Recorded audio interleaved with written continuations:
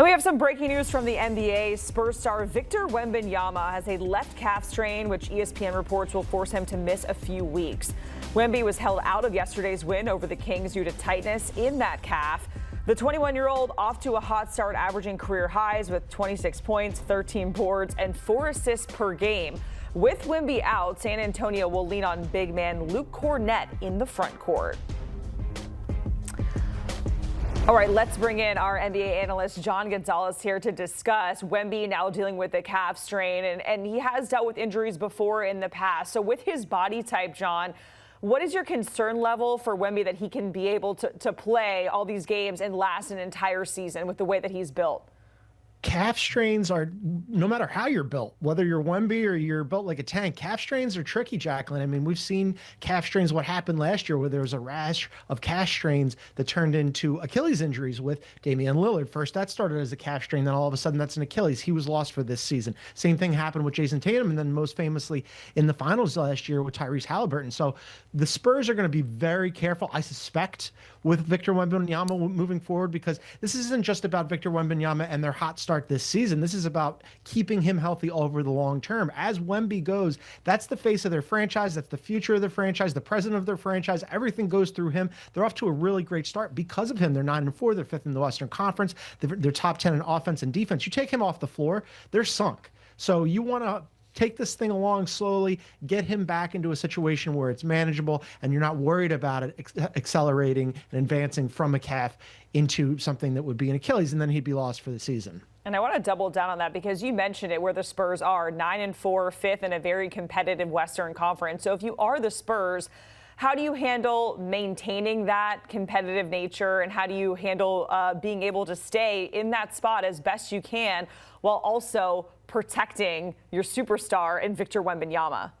Yeah, a little bit of this is house money because they got off to such a hot start, Jacqueline. And I don't think a lot of people outside of San Antonio, maybe not even some people in San Antonio, really thought that the Spurs will get off to a 9-4 start and be a playoff team proper at this point in the season. You know, we were forecasting maybe next year, the year after, where they really be able to assemble a huge team around Victor Wembanyama, but he is so talented. He raises the level of that entire team. So now all of a sudden they do have aspirations of being a playoff team proper, and so they're going to have to try to tread water with him out. Now, that's easier said than done because he's such a two-way force, especially at the defensive end, Jacqueline. He really influences things big time. Last year, they were a terrible defensive team. This year, because he is the runaway forecasted defensive player of the year, they're 5th in defensive rating. So you take him off the floor. You had mentioned Luke Kornet. They gave him a nice payday over the offseason. Luke Kornet is a fine role player. Luke Kornet, look, there's nobody in the NBA that is possible to replace Victor Wembanyama. Even in the aggregate, if they piece together as many bigs as they can, you're not going to come close to that production. So what you're looking at is more Stephon Castle, who's having an excellent sophomore season. You just got De'Aaron Fox back. He's going to have to shoulder a lot of the load. Devin Vassell's had a nice year for them. Harrison Barnes has had sort of a bounce back season for them. Justin Champagnie. It's kind of going to be everybody by committee and trying to keep this thing, 500 or above until Victor Wembanyama comes back, and then you go from there. Yeah, we saw it there. The Spurs' upcoming schedule, I think only 2 of those teams are below 500 for the next 6 games. A lot of teams have been really physical, doubling Wemby because he is who he is, right? He's a special player that requires that. Do you think that could maybe be contributing to this sort of injury that we're seeing with him? Yeah, I don't know. Again, it's been weird because there's been this rash of calf injuries that we talked about in the league, and it hasn't just been Victor Wembanyama. As I mentioned, it was Damian Lillard last season, then that became an Achilles, and the same thing happened with Jason Tatum and Tyrese Halliburton, and it seems like that's kind of happening with a lot more players moving forward. And I don't know if it's because he's more strain, he's been out there every game, or because it's they've been doubling him and they're asking him to do so much, or if it's just the natural course of, hey, it's hard to be an NBA athlete, right? You're putting your body through a lot of strain running up and down the floor. If not for 82 games, nobody plays a full season anymore except for CP last year. But it's a difficult sport to play, so they're going to want to be cautious with this for sure. Yeah, certainly want to be cautious with Wemby, and this is not the only injury that the Spurs are dealing with. Stephon Castle, Dylan Harper also dealing with injuries as well. So it's all sort of piling up there, John. So again, how much do those guys, because it's a young core, right, that they're looking to build for the future for, sitting here at 9-4, how much do those injuries too with Stephon Castle and Dylan Harper just add to it?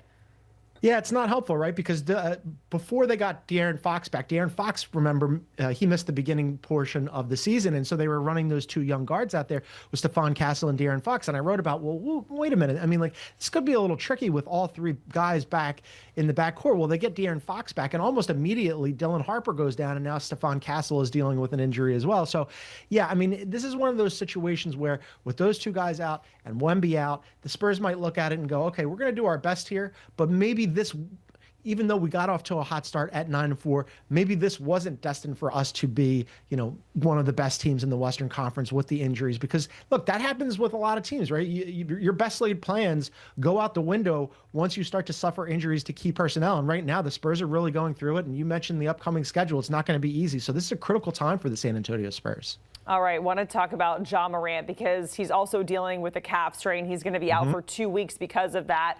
59 games that he has played combined over the last 2 seasons. So when you're looking at him and the level he's at, his age, how much pause, how much concern do you have for Ja Morant as he's going to miss the next 2 weeks? And as already talked about, a calf strain is very, very concerning because our head automatically goes to an Achilles injury.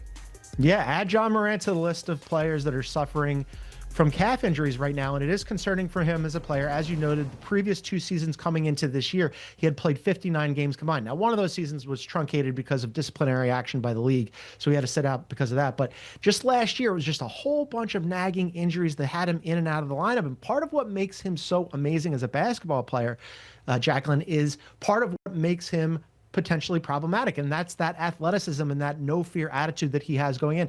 Now, with his coach, there's been some issues this year and how they've deployed him, and he's been a little pouty, but he is still hyper athletic. But he has this devil may care attitude when he goes out there where he just puts his body into harm's way. So I'm sure that doesn't help the matter at all here.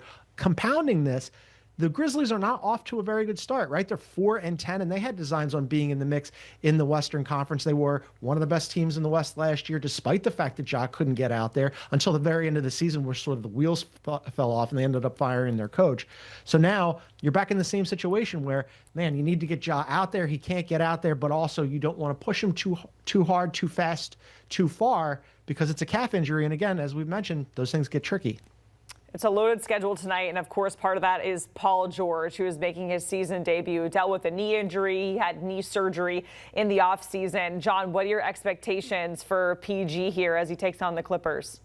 Yeah, very low. Last year was a disaster for him and for the Sixers. You can see all the Philadelphia gear behind me, but this is my John journalism hat on right now. It did not go the way that he or Daryl Morey, the general manager for the Philadelphia 76ers, anticipated, right? They gave him a 4-year, $212 million max contract that the Clippers declined to give him that much money, Jacqueline. The Clippers are ecstatic that they didn't give him that much money because he goes to Philadelphia coming off of a career shooting year where he had a career high shooting the ball from the floor and from 3 with the Clippers. Goes to Philadelphia, forgets how to shoot, only plays 41 games, didn't contribute even when he was out there. The wheels come off and they end up tanking. So they brought him along slowly this season, in part because, look, what's made the Sixers good, or at least better than a lot of people anticipated this season, Jacqueline, is that young core of guards and wings where it's now Tyrese Maxey's team. They went and drafted VJ Edgecombe. He's young and exciting. Quentin Grimes on the perimeter as well. Now, they lost Kelly Oubre to an injury, but he's one of those guys in the mix. And then in PG's absence, they had Trendon Watford that they were playing at power forward to, varying degrees of success, but there's some glimmers there. So I think they're going to do the same thing with PG that they've done with Embiid, which is he's not going to play back-to-backs. He's probably going to be on a minutes restriction, and they're going to get as much of him as they can, but I don't think they're going to push him, and I don't think they're going to expect a ton out of him, especially when he's 35 years old coming off an injury. John, we appreciate you taking off your sad 76ers hat and putting on your John journalism hat. We appreciate it, my friend, joining us here for all that breaking news happening in the association very early on in the season. As mentioned, the Clippers and the 76ers, they are in action at 7 p.m. Eastern. And here are the rest of the games that you can check out. The Knicks and the Heat at 7:30. All kicks off with the Bucks and the Cavs, Pacers and the Pistons, and then Mavs, T-Wolves, and the Thunder and the Pelicans. The Thunder, 17.5-point favorites in that one at 8 p.m. Eastern.